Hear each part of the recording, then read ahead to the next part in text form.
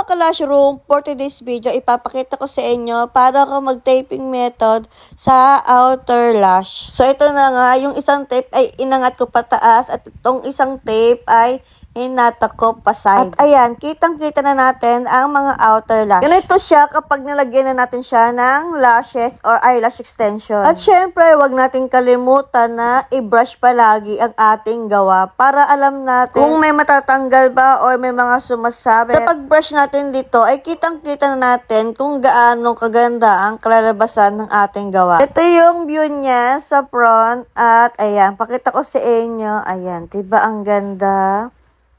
Ano masasabi nyo? Meron diyang part si ma'am na walang lashes, at meron siyang baby hair, pero hindi natin nilagyan kasi bawal pa. Tada! So, ayan o, ang ganda ng outcome natin. Kung ano yung ginawa ko sa outer lash, ganun din ginawa ko sa inner part. Na taping method, pero hindi natin siya sinagad sa paglalagay ng eyelash extension. Dahil hindi naman talaga kailangan isagad. So, ayun lang. Thank you for watching. Bye! Mwah!